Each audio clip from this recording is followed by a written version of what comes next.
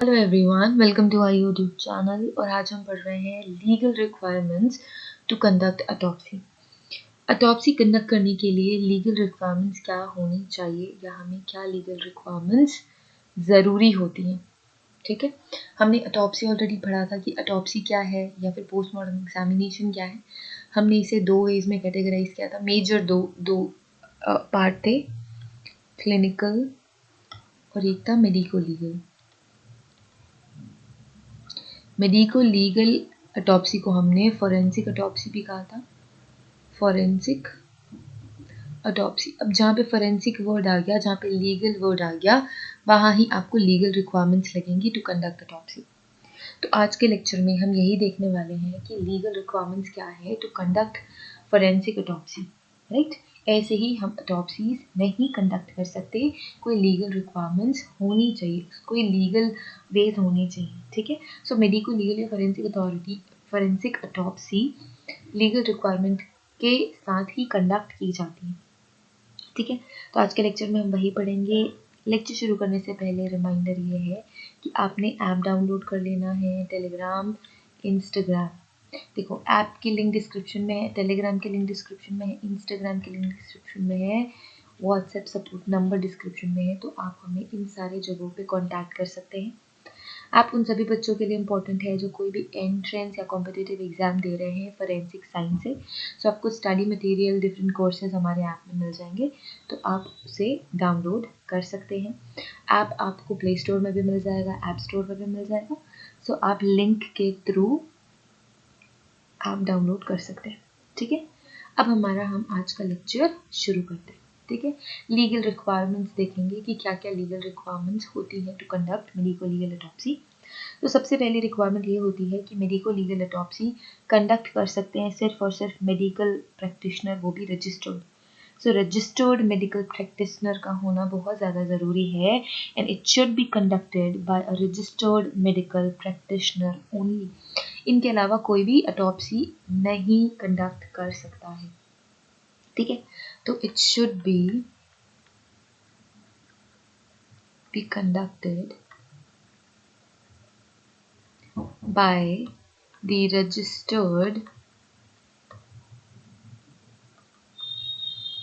registered medical practitioner।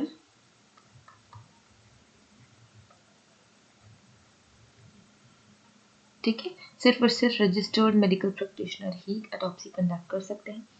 इसके अलावा ये autopsy registered medical practitioner conduct तभी ही करता है जब एक ऑर्डर रिसीव होता है। It is conducted only on receiving official order from the authority. Authority क्या है, या तो पुलिस अथॉरिटी हो सकती है या फिर मजिस्ट्रेट अथॉरिटी हो सकती है। It depends on the inquest कि इंक्वेस्ट कौन सा है, मजिस्ट्रेट इंक्वेस्ट है या पुलिस इंक्वेस्ट है। सो अगर मजिस्ट्रेट इंक्वेस्ट है तो अथॉरिटी मजिस्ट्रेट के पास होगी, अगर पुलिस इंक्वेस्ट है तो अथॉरिटी पुलिस के पास होगी। ठीक है, तो हम ये लिख सकते हैं conducted only on receiving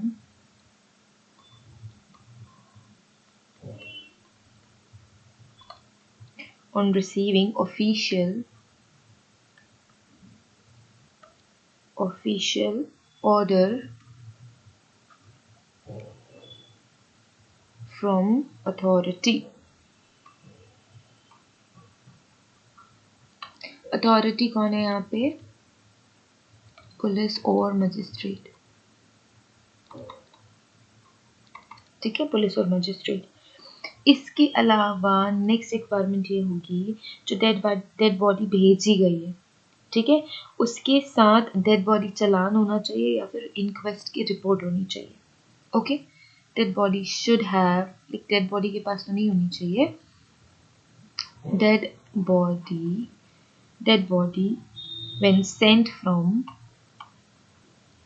when sent for autopsy, okay, should accompany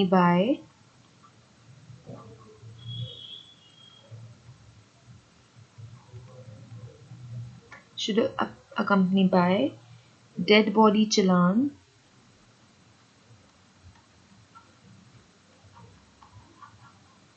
ठीक है, डेड बॉडी चालान होना चाहिए या फिर और inquest report,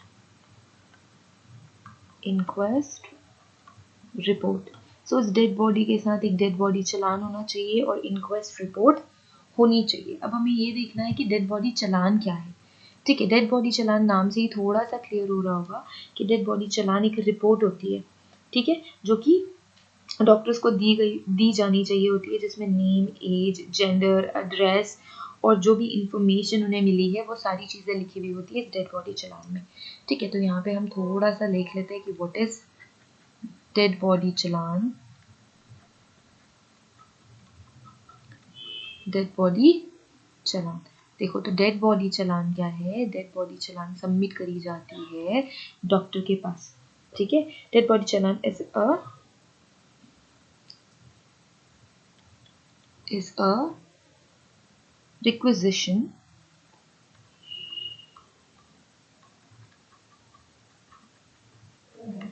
submitted to doctors, by investigative officer या फिर IO, investigative officer जो इन्वेस्टिगेशन कर रहे हैं वो सबमिट करते हैं। that contains क्या क्या कंटेन करता है, info like name, age, sex, address, ठीक है, address along with the probable date and time of death,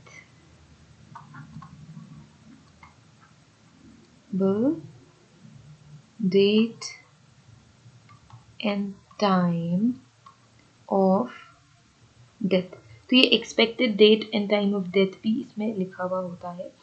ठीक है, फिर उसके बाद एग्जामिनेशन होती है डेड बॉडी की। तो ये एक डेड बॉडी चालान सबमिटेड होना चाहिए, ये सबमिटेड रहता है। ठीक है, नेक्स्ट रिक्वायरमेंट क्या है, सो डेड बॉडी चालान के साथ हमें इंक्वेस्ट रिपोर्ट भी देनी होती है।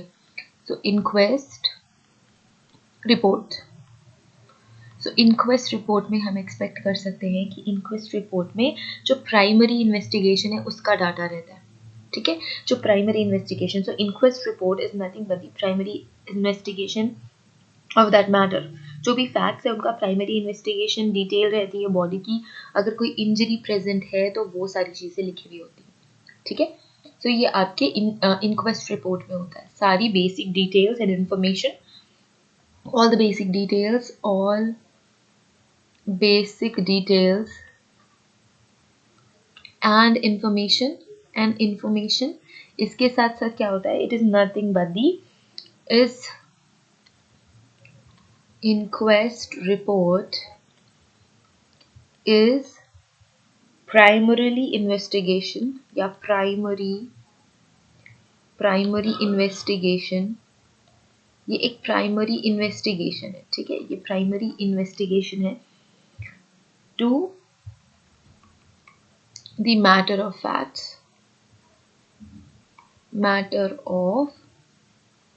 फैक्ट्स, ठीक है, प्राइमरी इन्वेस्टिगेशन है सारे के सारे फैक्ट्स का। Detail of the body, it contains detail of the body, of course dead body. ठीक है, detail of the body, presence of any injury,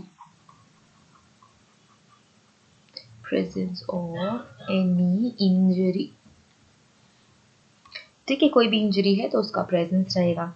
इसके अलावा और क्या रिक्वायरमेंट है, it should be done at authorised centre, well equipped centre.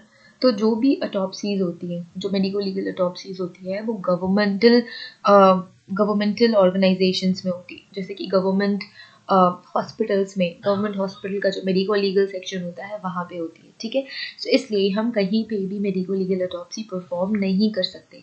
तो next requirement क्या है, फोर्थ पॉइंट, ये फोर्थ पॉइंट होगा। Okay, so it should be done at authorised centres, it should be done done at authorized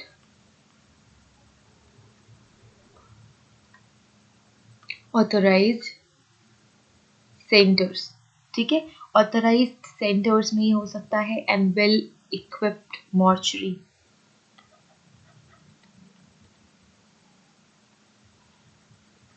well equipped mortuary. ठीक है, ये requirement होती है. कोई भी unauthorised person should not be there at the time of autopsy. So देखो, जब भी ऑटोप्सी हो रही है तो कोई भी अनवांटेड पर्सन या अनऑथराइज्ड पर्सन का प्रेजेंस नहीं होना चाहिए उस ऑटोप्सी होने वाली जगह पे, उस मॉर्चरी में. ठीक है, तो हम ये लिख सकते हैं, no unauthorized person, no unauthorized person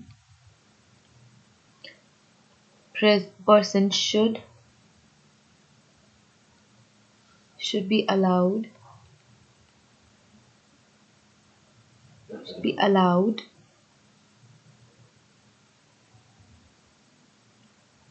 at the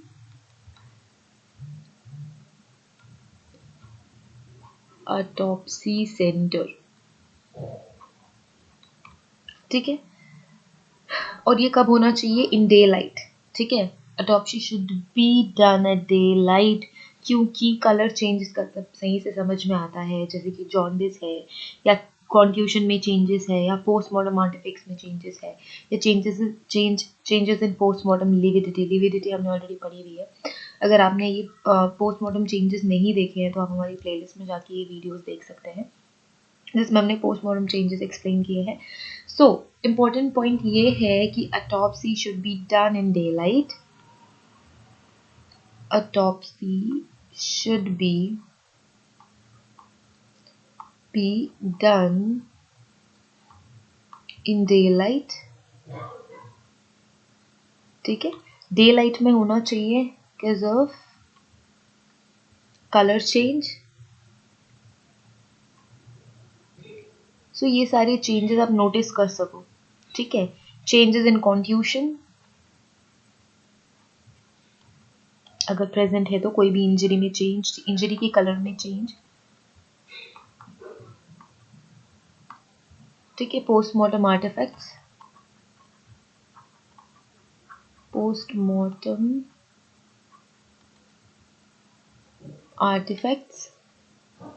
changes in post-mortem lividity. in PM lividity लिखती हूँ. ठीक है, पोस्टमार्टम लिविडिटी में चेंज जो कि नाइट के टाइम पे आप इतने इविडेंटली उन्हें नहीं मॉनिटर कर सकते या फिर उतने ही जो भी चेंजेस हो रहे हैं उनको ढंग से आप नोटिस नहीं कर सकते. ये डे लाइट में ज़्यादा बेटर है. नेक्स्ट होनी चाहिए वीडियो रिकॉर्डिंग. Okay, documentation.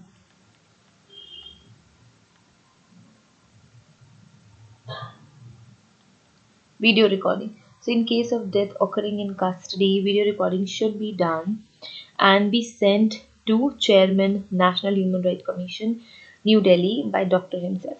ठीक है, so जो वीडियो रिकॉर्डिंग है in case of death occurring in custody, अगर कस्टडी में डेथ हुई है, अगर कोई भी पर्सन ऐसा है जिसकी ऑलरेडी कस्टडी में डेथ हुई है, तब हम वीडियो रिकॉर्डिंग करते हैं और डॉक्टर को ये वीडियो रिकॉर्डिंग किसे सेंड करनी होती है? नेशनल ह्यूमन राइट कमीशन के चेयरमैन को, दिल्ली. ठीक है, so we can write in case of death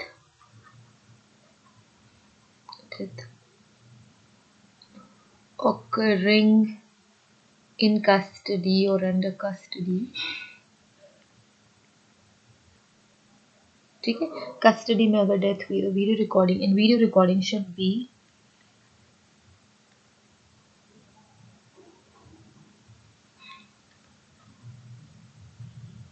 should be sent to chairman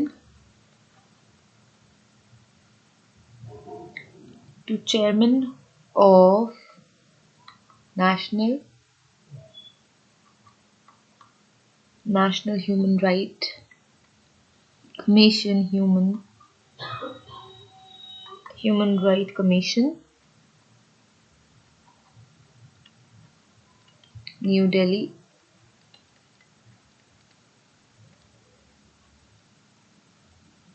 ठीक है, by the doctor himself.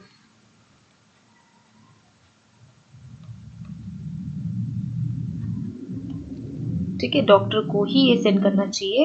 And next point is during autopsy dead body must be treated with concern and respect. ये तो बहुत important point है.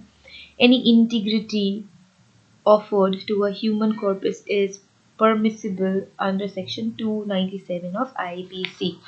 So 297 of IPC के अंदर आता है कि अगर कोई भी प्रॉब्लम हो रही है उस ह्यूमन डेड बॉडी को, so वो 297 अंडर IPC पनिशमेंट दी जाएगी.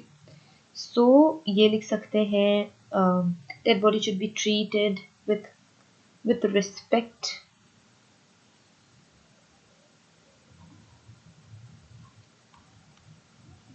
should be treated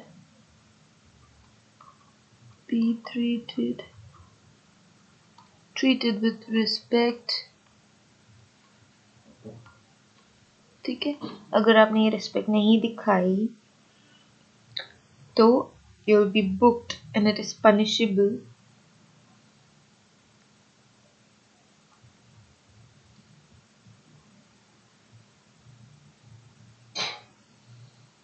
आपको वो इंटीग्रिटी मेंटेन करनी है. अगर आप वो इंटीग्रिटी मेंटेन नहीं करते, any type of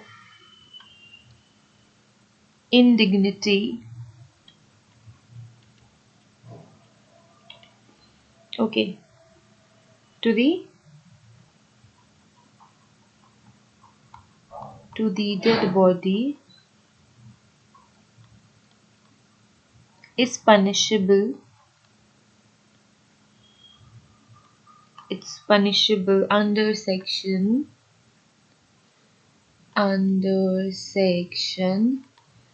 297 of IPC, Indian penal code के सेक्शन 297 के अंदर पे फिर ये एक्ट पनिशेबल हो जाएगा. अगर उस डेड बॉडी को आपने रिस्पेक्ट के साथ ट्रीट नहीं किया, कोई इंडिग्निटी अगर कोई इंडिग्निटी की गई है तो वो सेक्शन 297 के अंदर पे पनिशेबल होगा.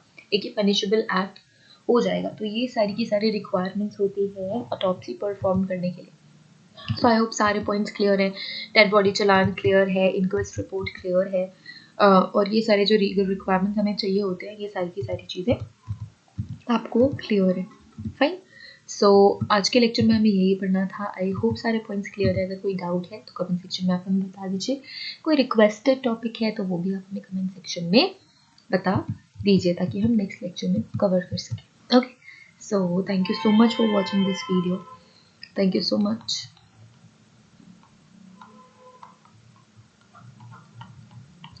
And subscribe to our channel. ठीक है, अगर आप ऑलरेडी सब्सक्राइबर हो तो सीनियर जूनियर्स को, अपने फ्रेंड्स को शेयर करो, और हमारे